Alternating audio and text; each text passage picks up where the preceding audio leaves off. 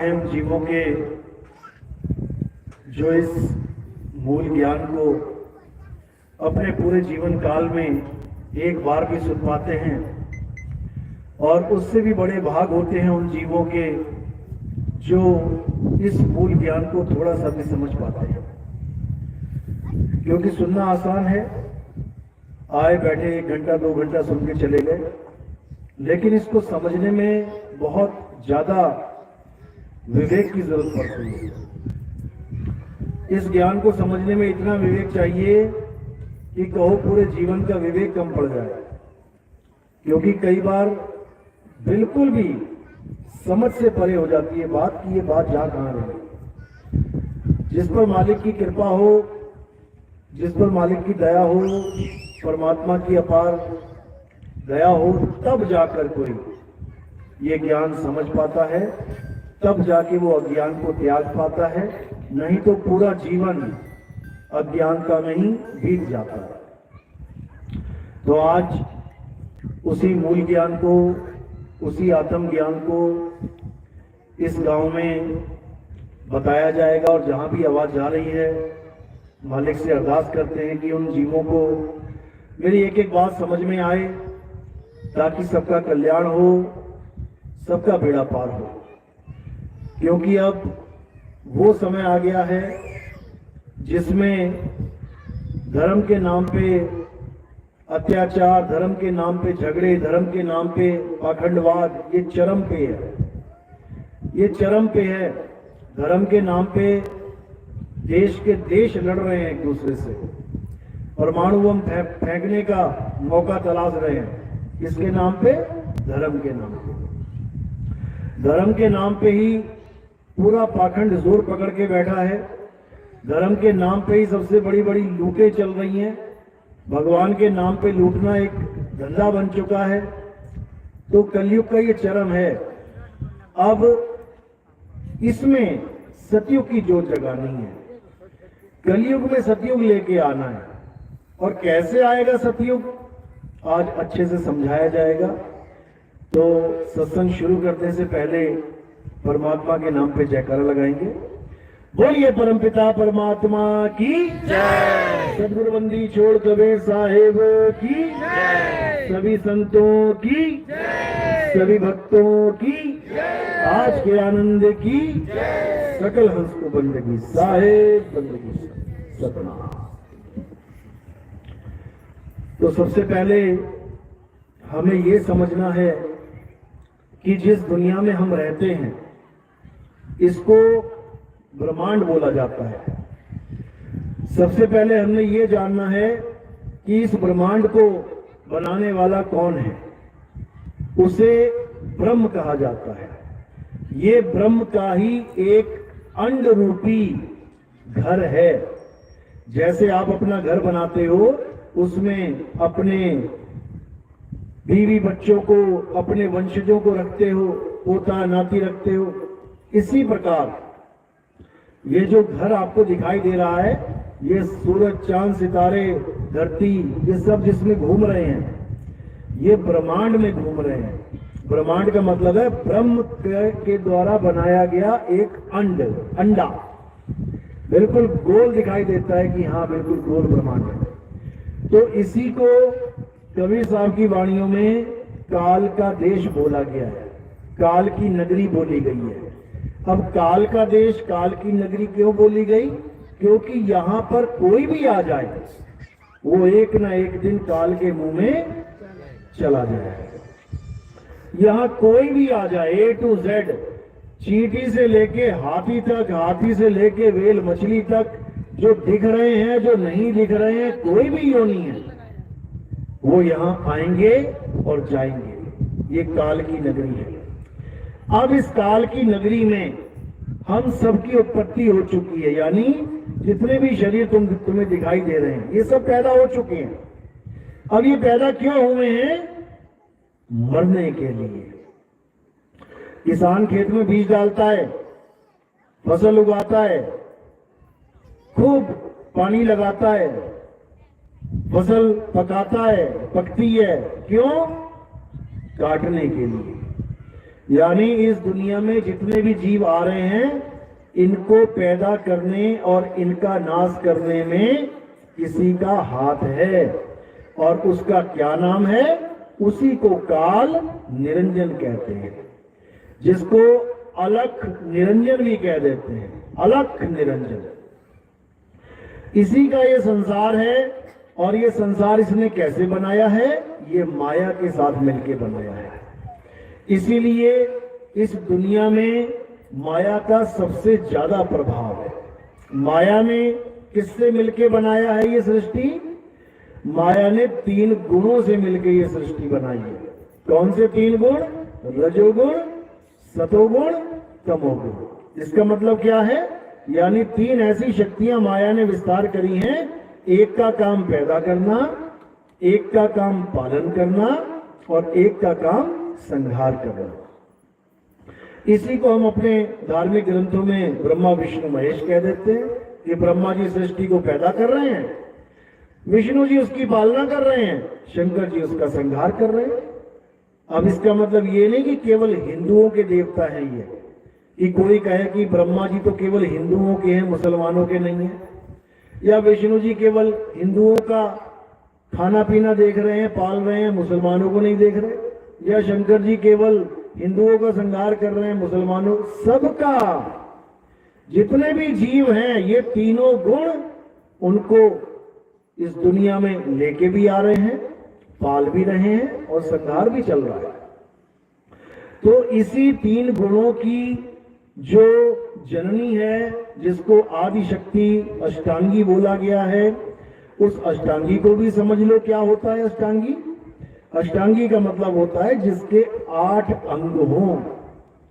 8 अंग, यानी कि लोग उसको 8 हाथों से प्रदर्शित कर देते हैं कि उनके 8 हाथ हैं।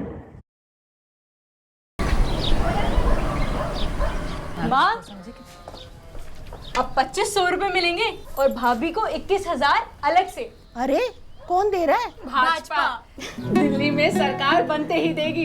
तब तो जरूर मिलेगा। जो मोदी कहता है करता है, गारंटी के साथ। तो घर में हर महीने 7.5 हाथों से प्रदर्शित कर देते हैं कि उनके 8 हाथ हैं, जबकि ज्ञान दृष्टि से देखोगे तो ये 8 अंग क्या हैं? 5 तत्व और 3 गुण, यही उसके 8 अंग हैं। अब उससे ये सारी सृष्टि अस्तित्व में आ रही है। तो ये सारी सृष्टि किससे बनी है? उन्हीं 8 अंगों से। जहां मर्जी आप घुमा के देख लो, आपको 5 तत्व मिलेंगे और 3 गुण मिलेंगे, यानी पैदा होना, पलना और नाश हो जाना। हर जगह ये पूरा जगत मायावी जगत है। इसीलिए सारे संतों ने इस जगत को माया बोला, इस जगत को त्यागने की बात करी कि दोबारा इस संसार में मत आना मेरे भाई, जन्म मरण से मुक्ति प्राप्त कर लो मेरे भाई। अब अगर ये दुनिया परमात्मा ने बनाई होती तो एक भी संत ना कहता कि इस दुनिया से चलो। सब कहते अरे भाई वापस आओ, यहीं रहेंगे, यहीं खाएंगे, यहीं पिएंगे, यहीं मजे करेंगे, यही जीवन जिएंगे। लेकिन कोई नहीं कह रहा। सारे ग्रंथ यही कह रहे हैं कि ये दुनिया से निकलो और अपने असली घर पहुंचो। यही हिंदू धर्म के ग्रंथ कह रहे हैं कि दुनिया से निकलो और स्वर्ग में चले जाओ। यही मुसलमानों का ग्रंथ कह रहा है कि इस दुनिया से निकलो और जन्नत में चले जाओ। यही ईसाई कह रहे हैं कि दुनिया से निकलो, हेवन में चले जाओ। सब यही कह रहे हैं, बस शब्द बदल बदल के, अलग अलग भाषाओं में।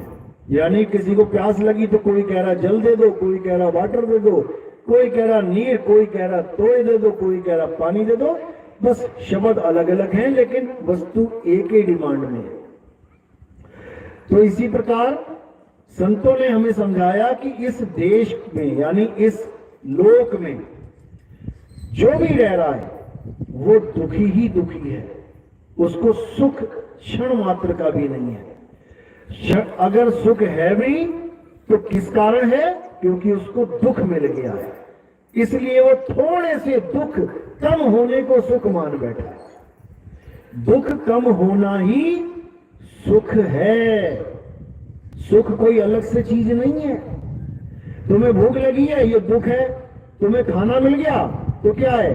तो तुम्हारी भूख खत्म हो रही है, यानी दुख खत्म हो रहा है, दुख कम हो रहा है। इसी को तुम सुख मान बैठे हो।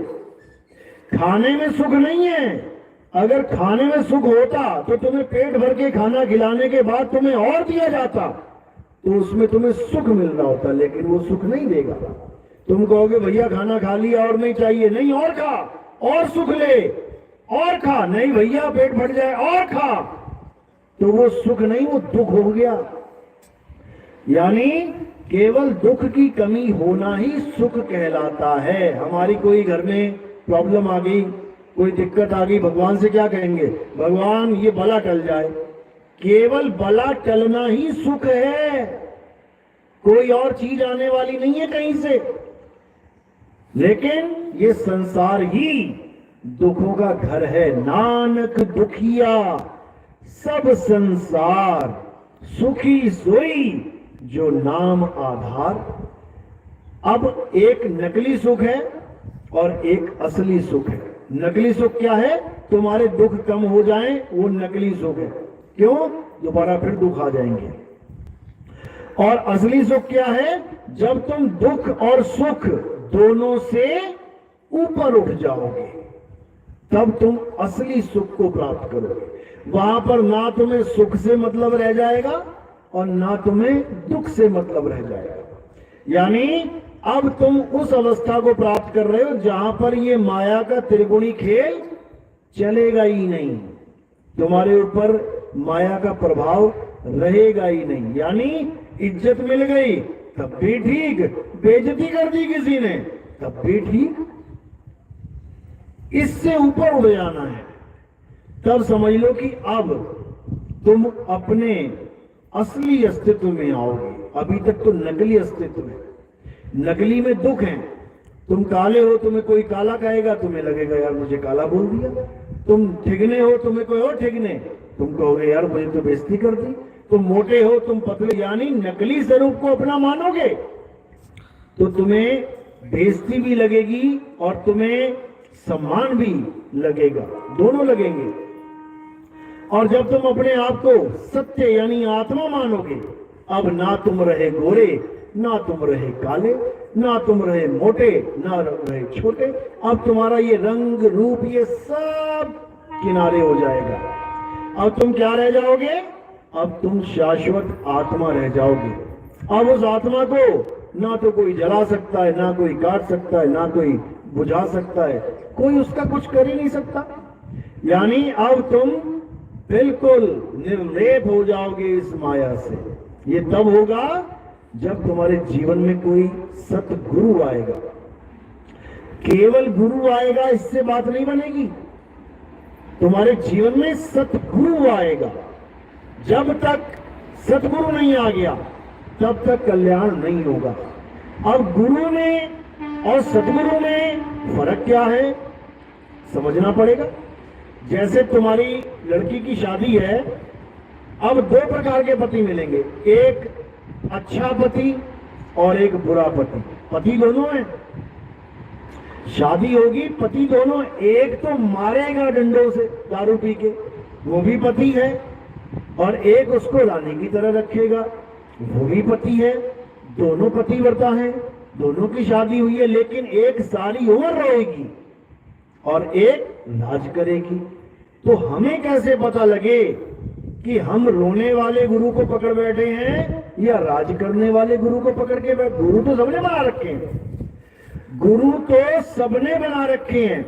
किसी ने इंसान को गुरु बना लिया, किसी ने पत्थर को गुरु बना लिया, किसी ने देवी देवताओं को गुरु बना लिया, किसी ने किसी को इष्ट बना लिया, गुरु बना लिया। लेकिन हमारा कल्याण कैसे होगा, इसको समझना।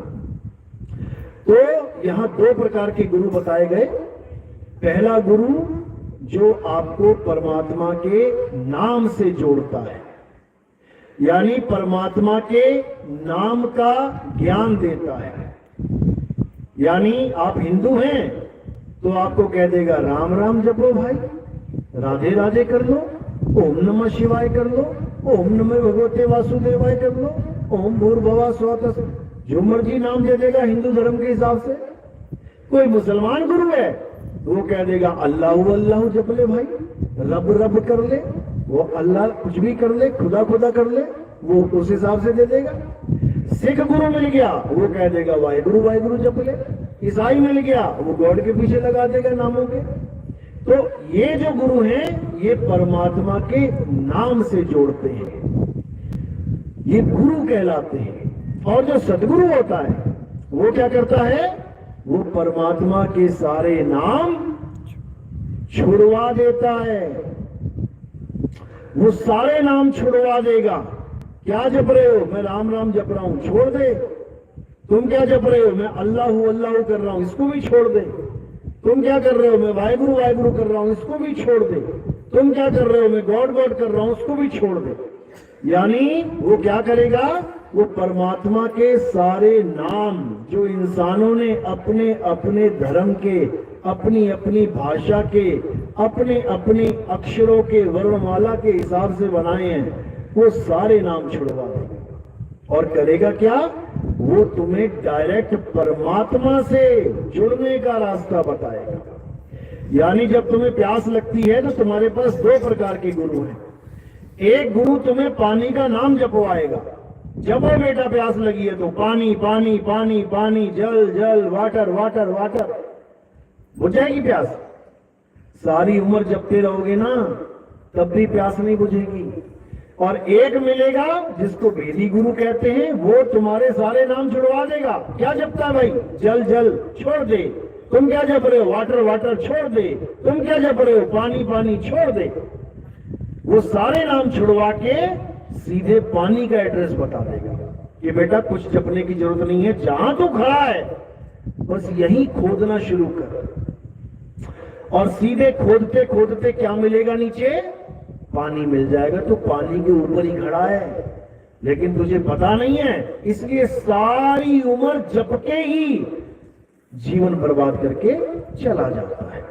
तो इसी को वाणी के आधार से बोला गया, मदन साहिब की वाणी है, सोई गुरु पूरा कहावे, जो दो अक्षर का भेद बतावे, एक छुड़ावे एक लखावे, तब प्राणी निज घर को जावे। यानी पूरा गुरु कौन है, जो तुम्हें दो प्रकार के अक्षरों का भेद बता दे। पहला अक्षर कौन सा, ये मुंह से बोले जाने वाले जितने भी नाम हैं, आ आ ई ई का खा गा, ए बी सी डी, उड़ा एड़ा इड़ी, अलिफ बे ते पे, जितने भी भाषा के जितने भी नाम हैं ये सब छुड़वा दे। एक छुड़ाए एक लखाए। अब लखाव क्या करवाना है, लखाव करवाना है उस परम तत्व का जिसके कारण ये सारा संसार जीवित लग रहा है। ये सारे शरीर जो मुर्दा हैं ये सब जीवित लग रहे हैं, उसकी वजह से उस परम तत्व को आत्म तत्व कहते हैं, उसी को आत्म राम कहते हैं।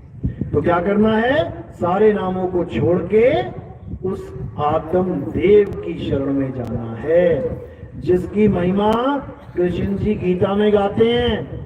हे अर्जुन, ये आत्मा अजन्मा है, नित्य है, शाश्वत है, अजर है, अमर है, अविनाशी है।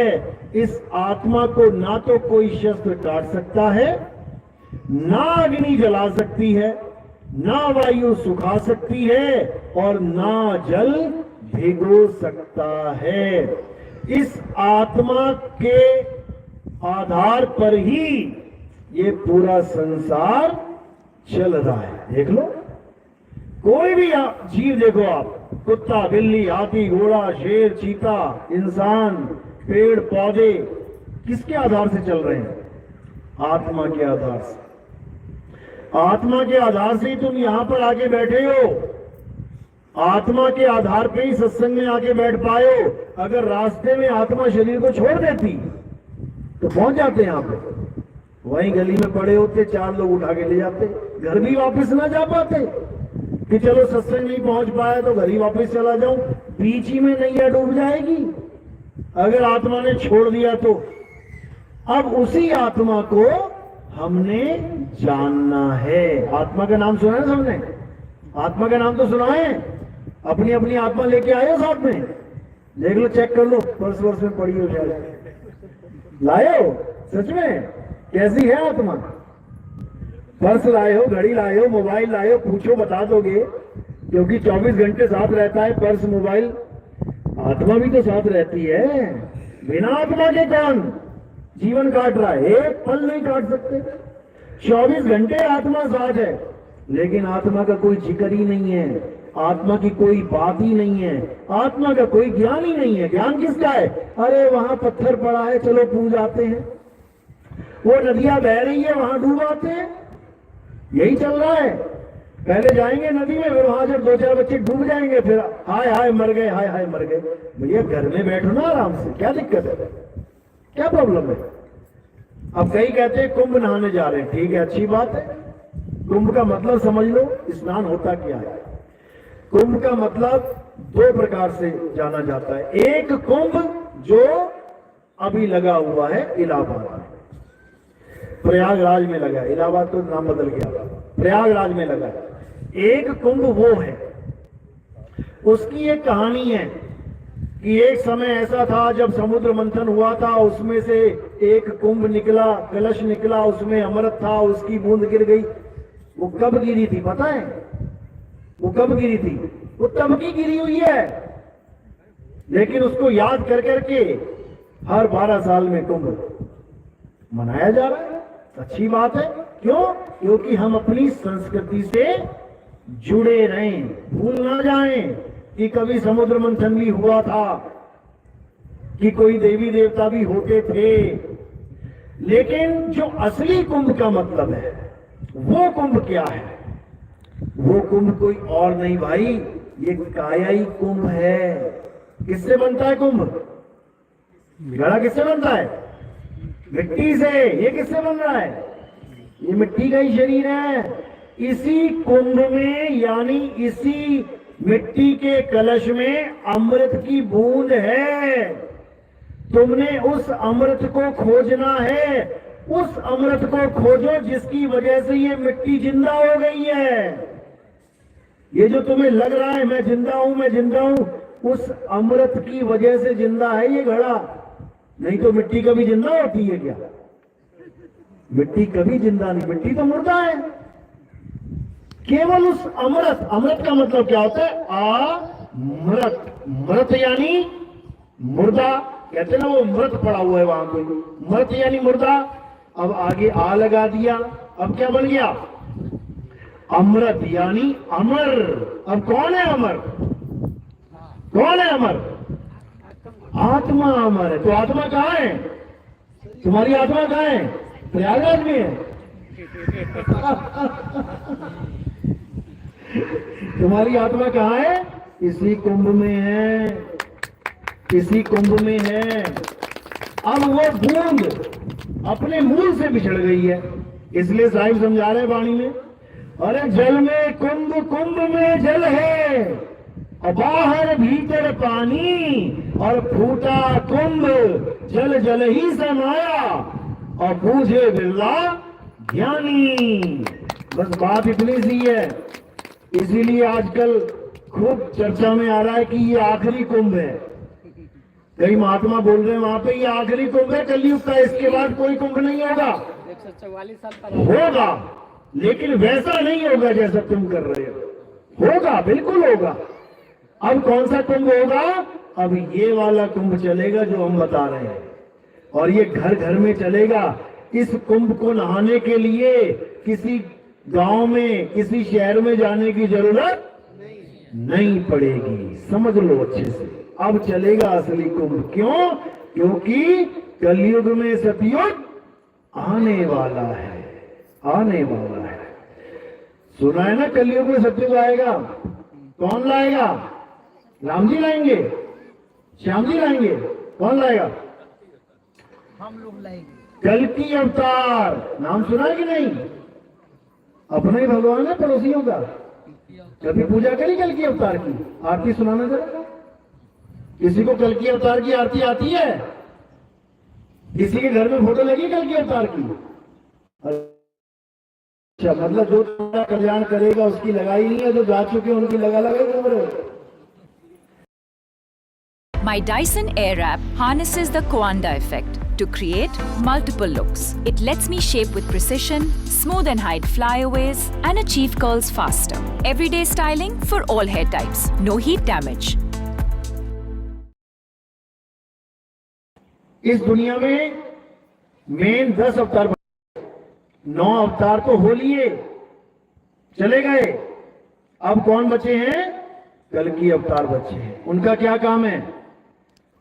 राम जी का क्या काम था? रावण को मारना।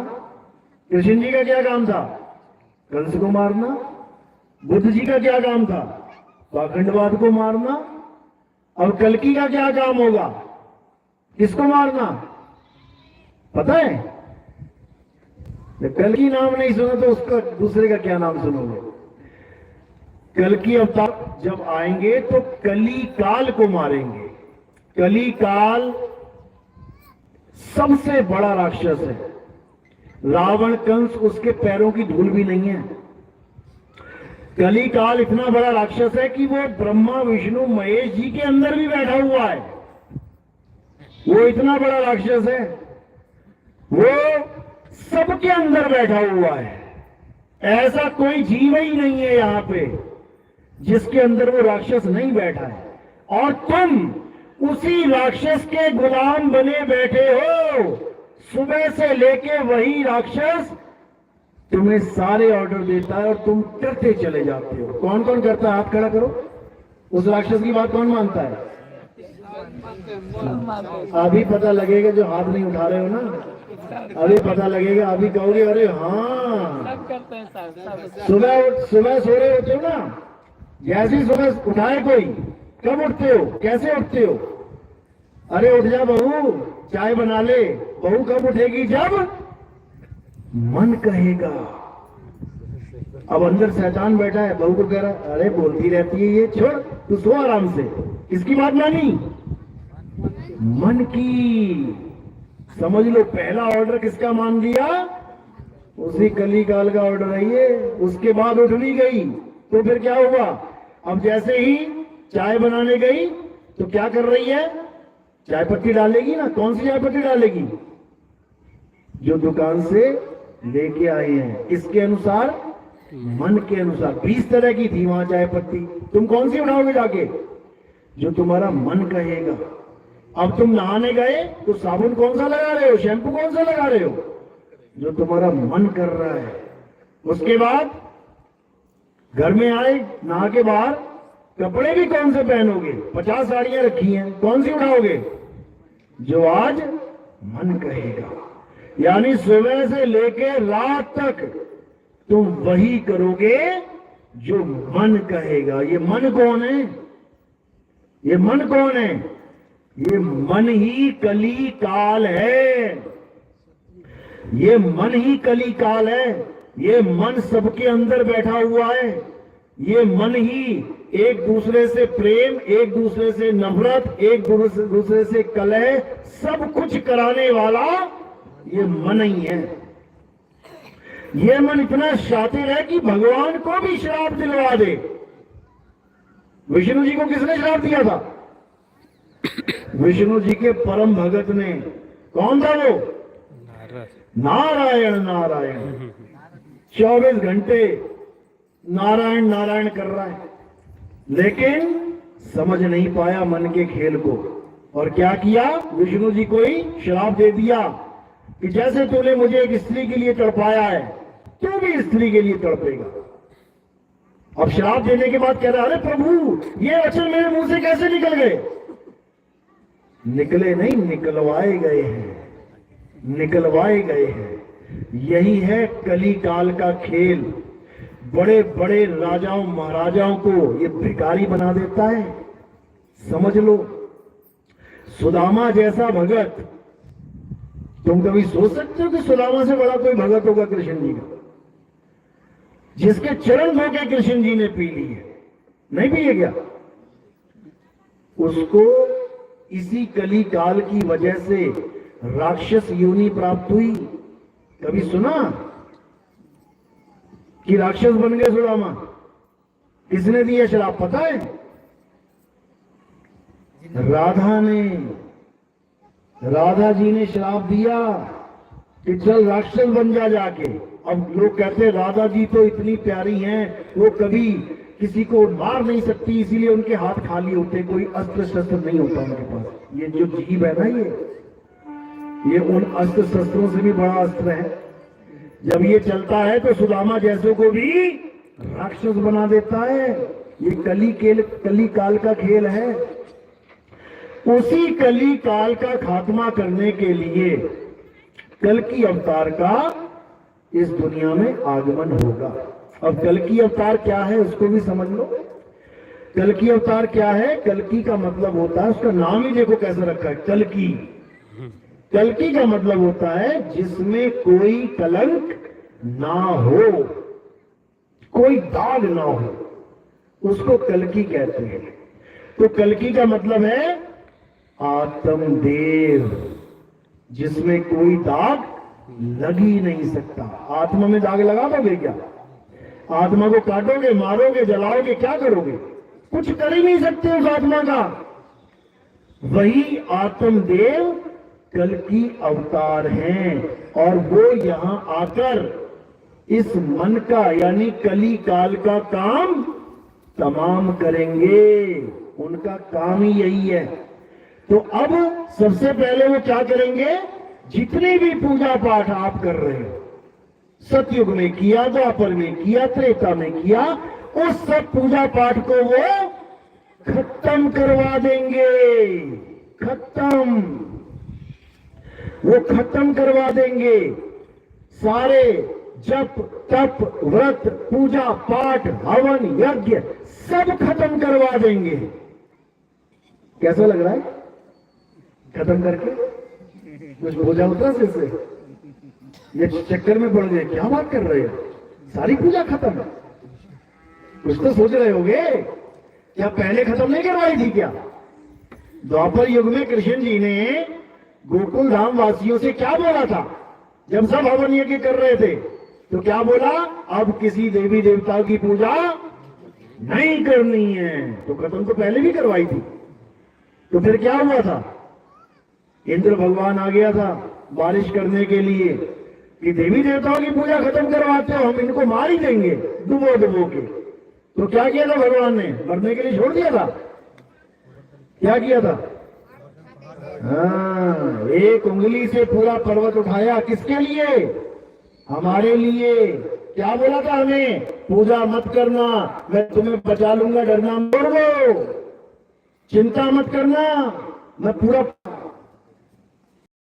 अरे पूजा पाठ छोड़ दिया बहू ने, अरे ऐसा हो जाएगा, हो जाएगा। वो कह रहा है मैं पूरा पहाड़ उठा लूंगा, तो चिंता क्यों कर रहा है?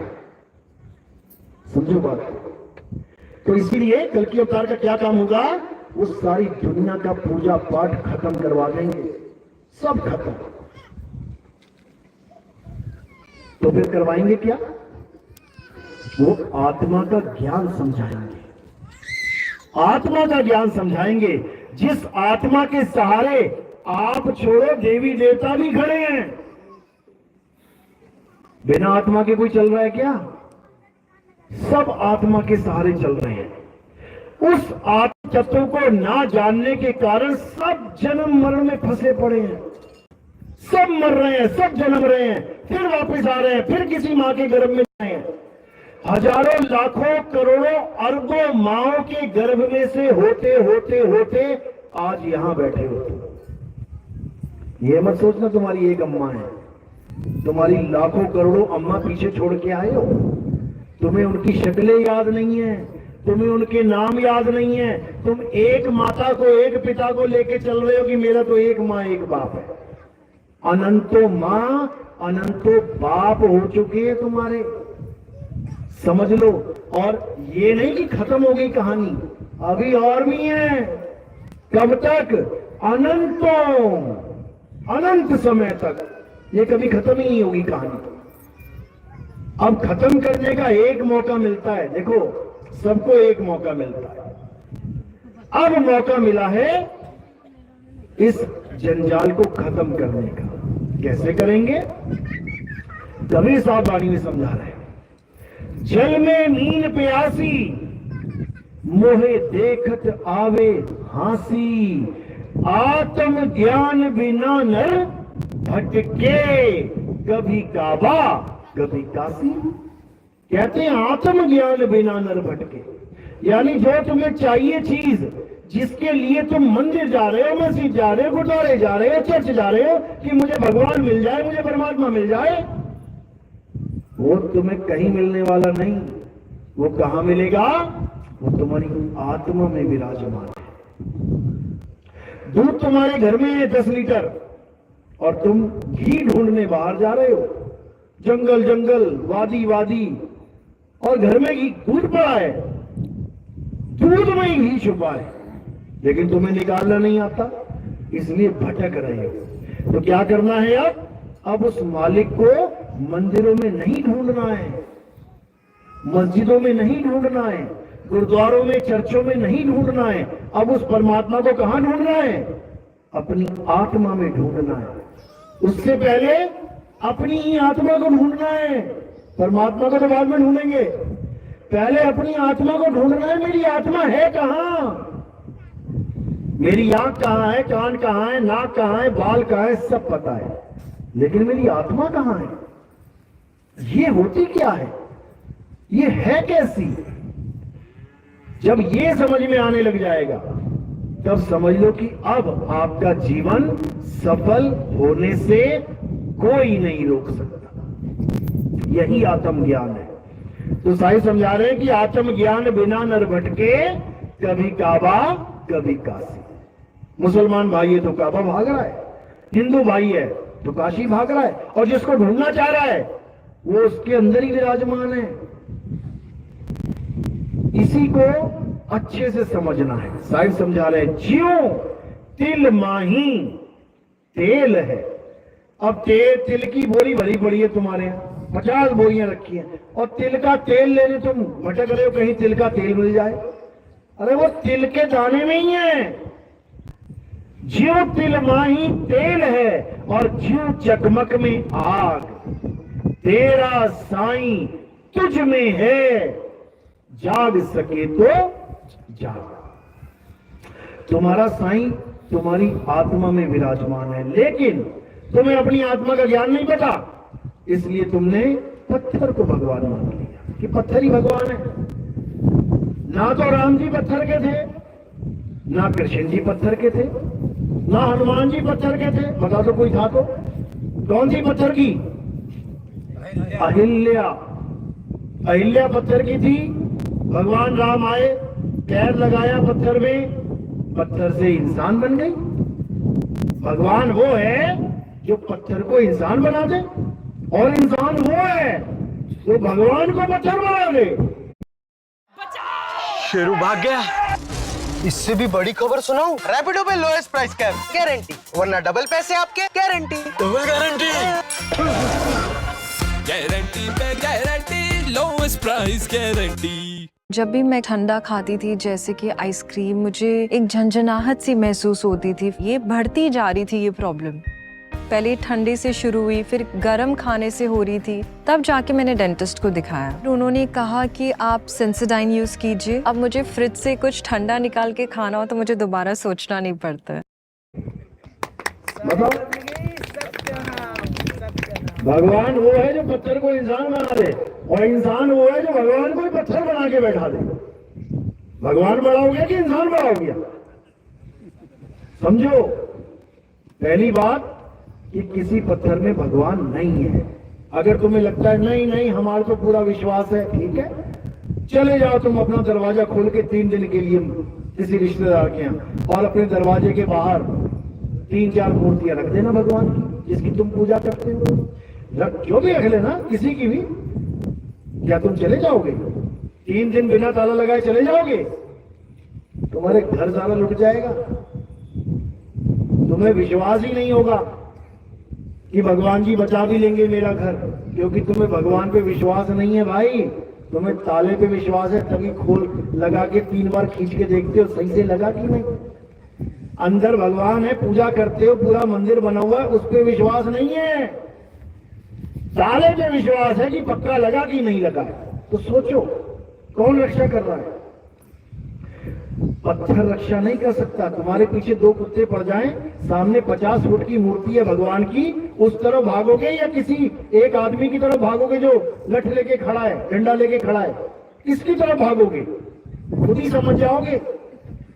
बताने की जरूरत नहीं है कि विश्वास है कि नहीं भगवान पे, सारा विश्वास धरे का धरा रह जाएगा। और ऐसा नहीं कि गलत कदम है, वो बिल्कुल सही कदम है। क्यों? क्योंकि जिधर भगवान होगा ना तुम उधर ही भागोगे। भगवान पत्थर में नहीं, भगवान इंसान में विराजमान है। इसीलिए तुम्हारा दिमाग एकदम काम करेगा और तुम पत्थर से हटके असली भगवान की तरफ भागोगे। याद रखो। तो आत्मा में ही परमात्मा का वास है। आत्मा को जानना ही हमारे इस मनुष्य चोले का एकमात्र लक्ष्य है, एकमात्र। क्योंकि हमें लक्ष्य पता नहीं है, इसलिए हमने बहुत सारे लक्ष्य बना लिए। किसी को पूछो बेटा क्या करोगे बड़े होके? मैं डॉक्टर बनूंगा, मैं इंजीनियर बनूंगा, मैं ये करूंगा, मैं वो करूंगा। लक्ष्य बनाए उसने, अच्छी बात है, जीवन जीने के लिए लक्ष्य भी बनाना चाहिए। लेकिन डॉक्टर बन के क्या करेगा? सेवा करूंगा, सेवा करके क्या करेगा? पैसा भी कमाऊंगा, उससे क्या होगा? बड़े बड़े मकान खरीदूंगा, यहाँ करूंगा, वो करूं, लास्ट में क्या होगा? मर जाऊंगा। तो फिर क्या तेरे बिना कोई और कोई काम नहीं चल रहा था किसी का क्या? कि तुझे ही भेजा डॉक्टर बना के, कि तुम्हें ही भेजना था जूते काटने के लिए, तुम्हें ही भेजना था पुल बनाने के लिए, तुम्हें ही भेजना था यहाँ बीज डालने के लिए खेतों में किसान बना के। ये तो पेट के धंधे हैं। किसी का लड़का रिक्शा चला रहा है, किसी का कार चला रहा है, किसी का हवाई जहाज चला रहा है। क्या फर्क है कोई उसमें? कोई फर्क नहीं है। ये तुम्हें लग रहा है। रिक्शे वाला 100-200 रुपए कमा के एक दिन मर जाएगा, कार वाला 1000-2000 डेली कमा के एक दिन मर जाएगा। तो काहे का अमीर काहे का गरीब? यहीं से कमा के यहीं छोड़ के चला गया, तो काहे का इतनी मगजमारी कर रहा भाई? क्यों पागल हुआ पड़ा है? काम धंधे का मतलब, रोजगार का मतलब होता है कि भजन और भोजन दोनों साथ साथ चलते रहे। एक बाइक की 2 टायर है, भजन और भोजन दोनों साथ साथ चलेंगे तो जहां मर्जी पहुंच जाओ। एक भी पंचर हो गया तो काम खराब हो जाएगा भाई। इसीलिए बोला भूखे भजन ना होए गोपाला, ले पकड़ कंठी ले पकड़ माला। यानी 2 टायर कौन से हैं? भोजन और भजन। भोजन करने के लिए सारी दुनिया में काम ही काम है। चाहे डॉक्टर बन जाना, चाहे इंजीनियर बन जाना, चाहे IPS IAS बन जाना, चाहे चाय बेच लेना, कोई बात नहीं, उसमें क्या बड़ी बात है। लेकिन भजन जरूर करना। चाहे चाय वाला है, चाहे पायलट है, चाहे रिक्शे वाला है, चाहे कोई कार चालक है, भजन जरूर करना। क्योंकि भजन की कमाई ही तुम्हारे साथ जाएगी। ये वाली कमाई तुम कमाते रह जाओगे और बाद में तुम्हारे रिश्तेदारी खाएंगे, जिसकी शक्ल भी देखने को तुम नहीं चाहते, वो भी आके अपना हिस्सा ले जाएगा। समझ लो। तो इसीलिए साहिब समझा रहे हैं कि ऐसा धन संचित करो, कबीर 100 धन संचिए, जो आगे को होए और सिर पे उठा के गाठड़ी जात ना देखा कोई। कहते कितने ही करोड़ों रुपए कमा लो तुम, अमेरिका में ऐसे बिल्डिंगें बना ली, ये कर लिया वो कर लिया, जब मरे तो जो कपड़े पहने थे वो भी उतार दिए, नंगा ही भेज दिया। तो ऐसा जीवन नहीं जीना है भाई। इस मिट्टी की ढेरी को केवल मिट्टी में मिलाने नहीं आए हम, इस मिट्टी की ढेरी से अपना जन्म सफल करने आए हैं। क्योंकि इंसान के अलावा और कोई योनि नहीं जिसमें तुम्हें मुक्ति मिल सकती है। पूजा तो और भी योनियों में कर लोगे। वो बंदर नचाने वाला आता है, चल भोले शंकर को जल चढ़ा, वो भी उठा के जल चढ़ा रहा है बंदर।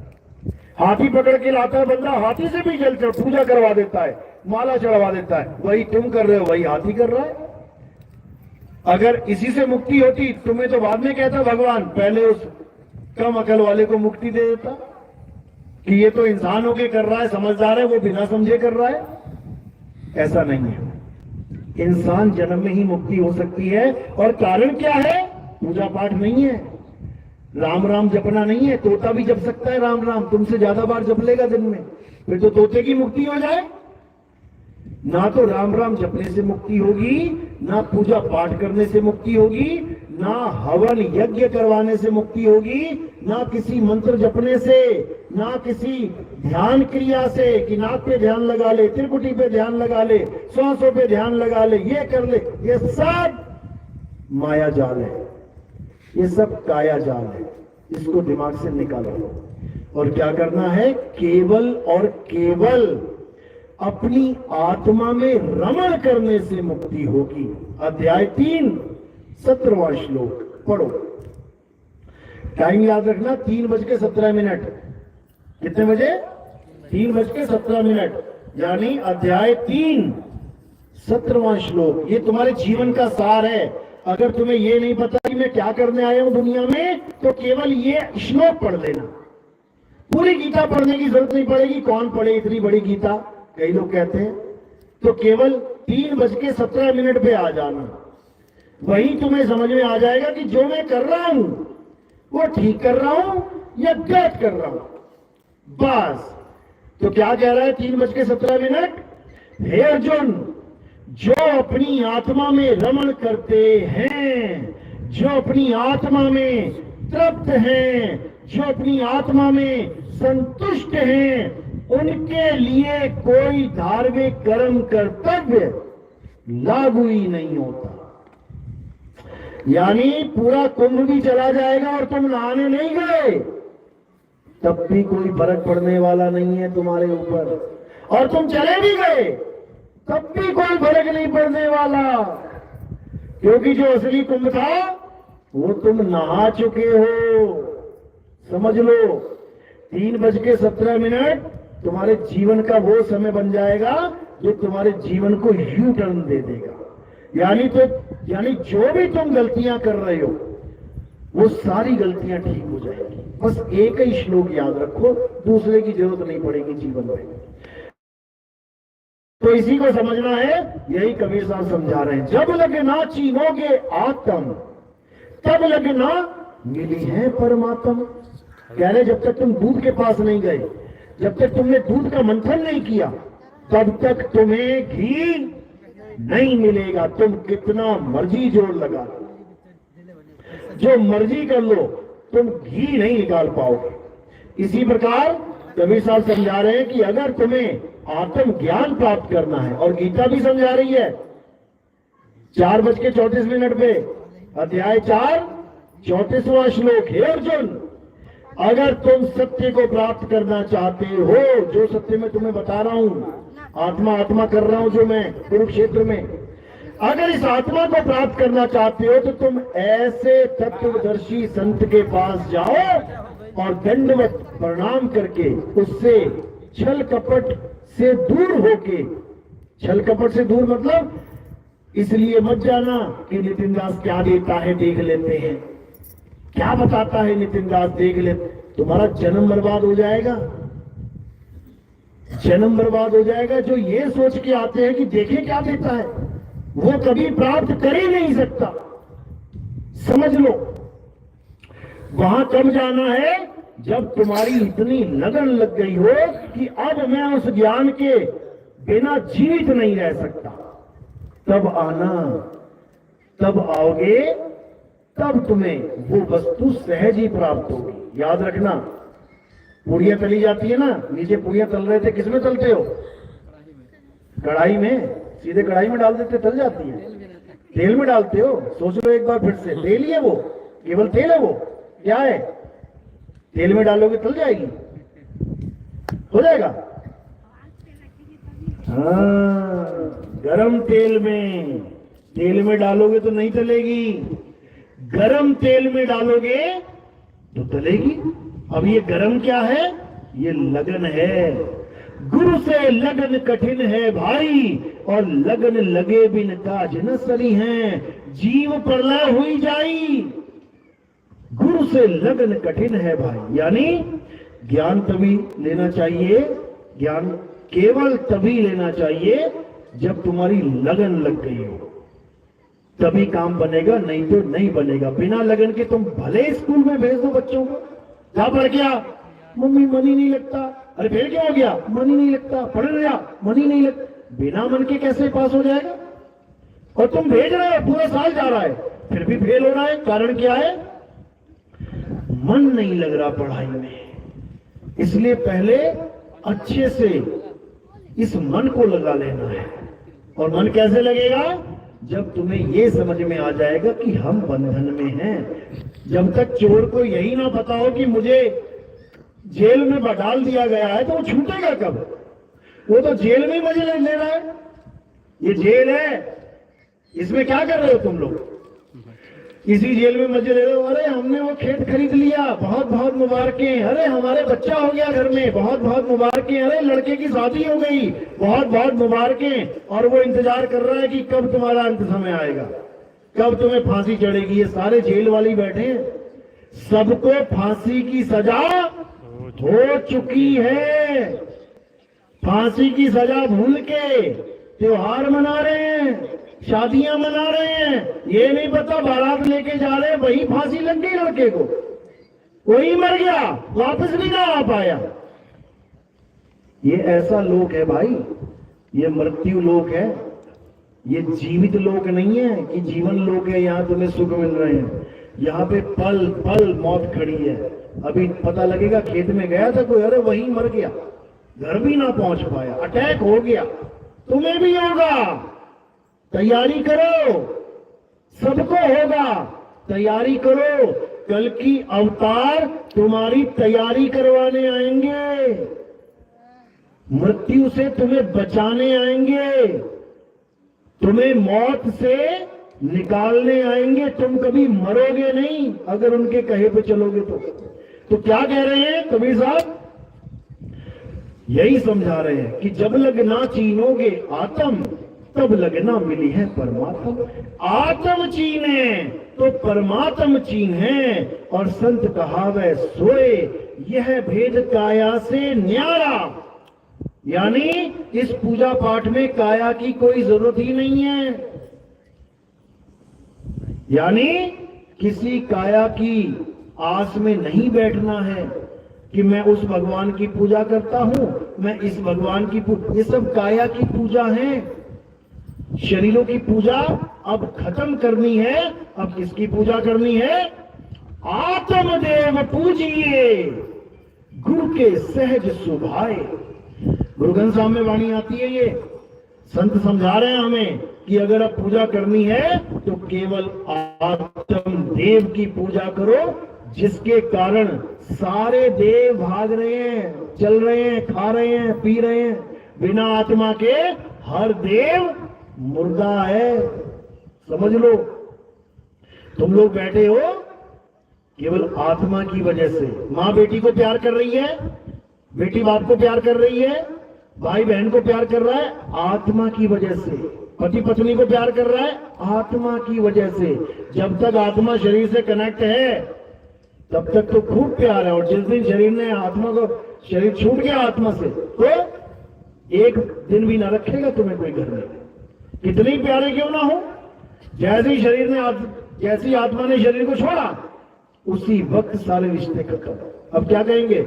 ले जाओ भैया इसको, कितनी सुंदर है, कितनी अच्छी है, कितनी है, ले जाओ इसको, जलाओ इसको, खत्म करो। तो सारे रिश्ते, सारे नाते किसकी वजह से? आत्मा की वजह से। और उसको ही हम जान नहीं रहे। तो सबसे बड़ी दिक्कत यही है। इसीलिए साहिब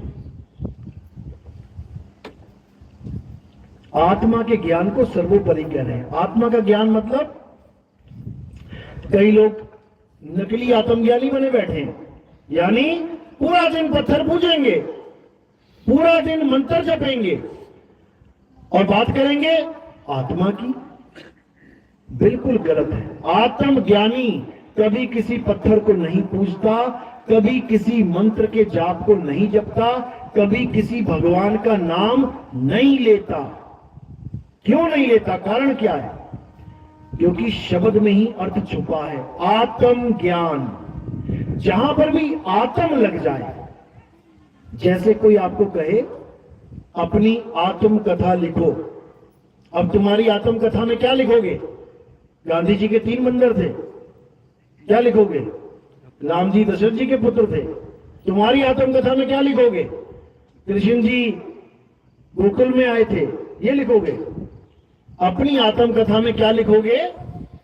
मैं कौन हूं, मैंने क्या क्या किया है, यानी अपने बारे में लिखना, अपनी कथा लिखना आत्मकथा कहलाती है।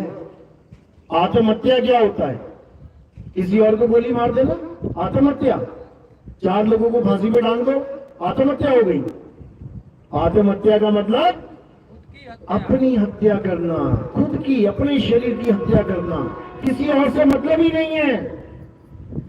इसी प्रकार आत्मरक्षा, अपनी रक्षा करना, आत्मनिर्भर, अपने ऊपर निर्भर रहना, आत्म कल्याण, अपना कल्याण करना।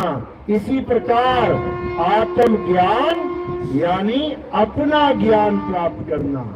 किसी राम जी की, किसी श्याम जी की, किसी हनुमान जी की, कोई अल्लाह, कोई वाहिगुरु, किसी का नाम लेने की जरूरत नहीं पड़ेगी।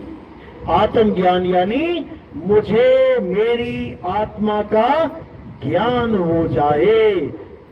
और कृष्ण जी क्या कह रहे हैं? हे अर्जुन, जिसको आत्म ज्ञान हो जाता है उसमें और मुझ में तत्व दृष्टि से कोई भेद नहीं रह जाता, यानी वो और मैं एक स्वरूप हो जाते हैं। अब बस काया का ही फर्क है। किसी की तगड़ी काया एक पहाड़ उठा ले, किसी की मरियल काया 5 किलो ना उठा पाए, लेकिन तत्व रूप में दोनों समान हैं। आत्म रूप में दोनों समान हैं। एक 50 क्विंटल का पानी रखा है घड़े में और एक गिलास में रखा है घड़े में, तो घड़े में तो फर्क हो सकता है कि भैया वो बड़ा है या छोटा है, लेकिन तत्व रूप में जो पानी है वो दोनों समान है। दोनों में H2O है, हाइड्रोजन ऑक्सीजन दोनों में मिल जाएगी। तो तत्व रूप में वो समान है, लेकिन बाहरी दिखावे में, बाहरी काया रूप में सब अलग अलग बैठे। ये सब घड़े हैं, अलग अलग प्रकार के घड़े हैं, लेकिन सबके अंदर पानी एक है। कबीर कुआं एक है, पानी भरे अनेक, बर्तन सबके न्यारे न्यारे और पानी सब में एक।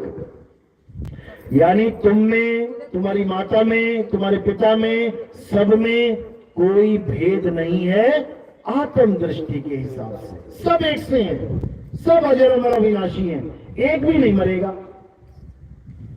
तुम्हें लग रहा होगा मेरी सास मरने वाली है, कभी मरी नहीं सकती हो। तुम कार्ड पे देख लेना क्या लिखवाओगे।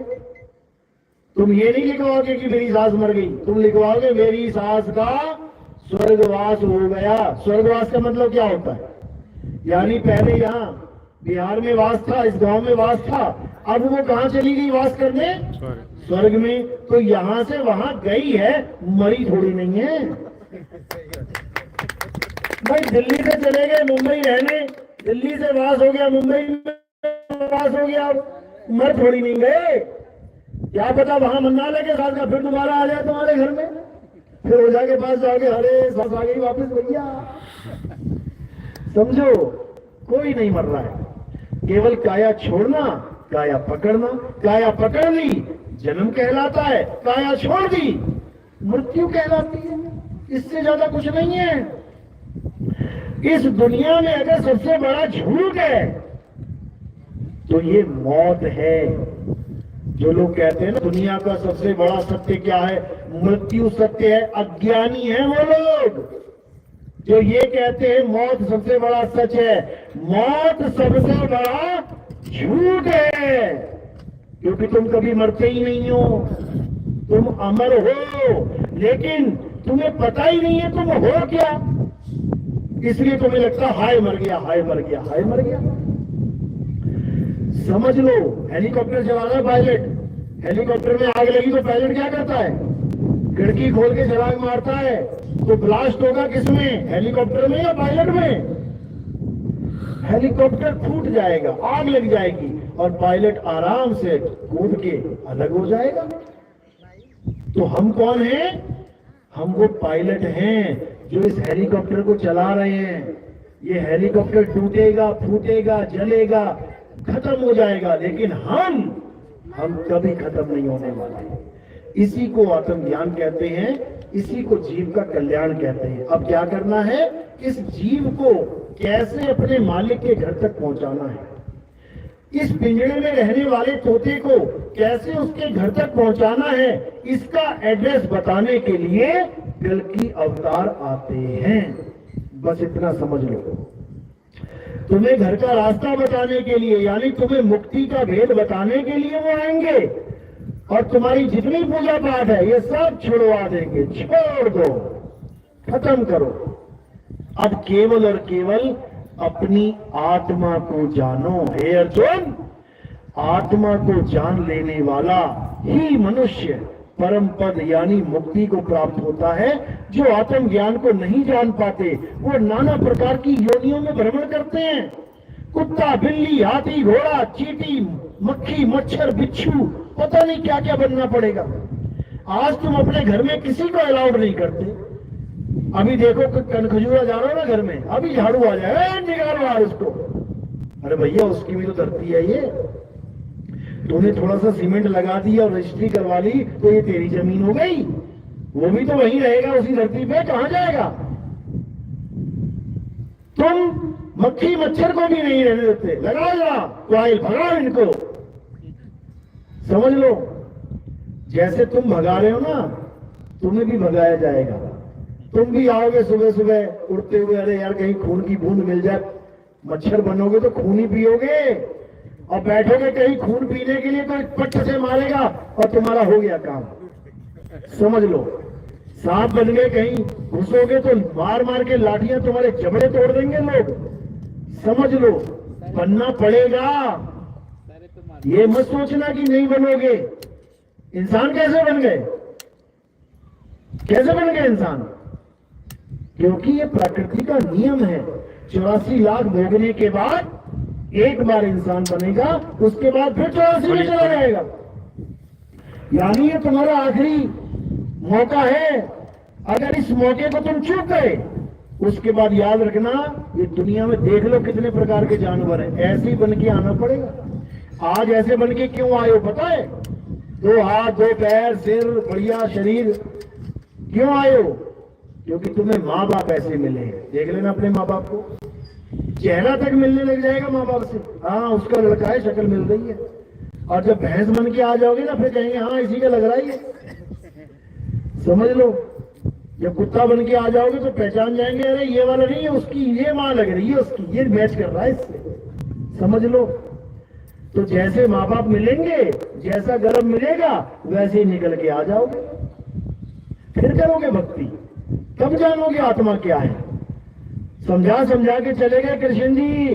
गीता पढ़ो, यही समझा रखा उसमें कि आत्म तत्व को जानो, आत्म तत्व को जानो। ये नकली तत्व हैं, ये कट जाएंगे, जल जाएंगे, सड़ जाएंगे। हे अर्जुन, मुझे जो शरीर करके जानते हैं वो कभी मुझे जान ही नहीं सकते। मैं ये नाशवान शरीर नहीं हूं, मैं अजन्मा हूं, नित्य हूं, शाश्वत हूं, पुरातन हूं। मैं ही सत्य सनातन हूं। सत्य सनातन यानी आत्म देव हूं मैं आत्मा हूं। मुझे शरीर मानने की गलती मत करना, वरना शरीर में तो पैर में तीर लगा था, मर गए थे कृष्ण जी। तो तुम्हारा भगवान ही मर गया, एक तीर से फिर आएगा भगवान रह गया। वो तीर तो कृष्ण जी को छू नहीं सकता, क्योंकि कृष्ण जी शरीर है ही नहीं। समझ लो। तो ये 10 प्रकार की फिल्में चलेंगी विष्णु जी की, जो 10 अवतार की लीला है, जिसमें से 9 फिल्में हिट होके जा चुकी हैं। अब बची है 10वीं वाली। अब वो जो फिल्म है बाकी जो चली थी वो छोटे छोटे क्षेत्र के लिए चली थी, यूपी हो गया, ये हो गया, वो हो गया। लेकिन अब जो 10वीं लीला चलेगी ये पूरे विश्व के लिए चलेगी। ये लीला कोई छोटी मोटी लीला नहीं है भाई कि ये यूपी में चलेगी या पंजाब में चलेगी या हरियाणा में चलेगी या भारत में चलेगी। ये लीला, कल की अवतार की लीला पूरे विश्व में चलेगी, पूरे विश्व में। क्या हिंदू, क्या मुस्लिम, क्या सिख, क्या ईसाई, क्या यहूदी, क्या भगवान को मानने वाला, क्या भगवान को नहीं मानने वाला, ये सब में चलेगी। बस इसका समय आने वाला है, समय का इंतजार करना है और आगे आगे देखो होता है क्या। चलो, तो आज का सत्संग यही समाप्त करते हैं। किसी का कोई सवाल है तो पूछ सकता है।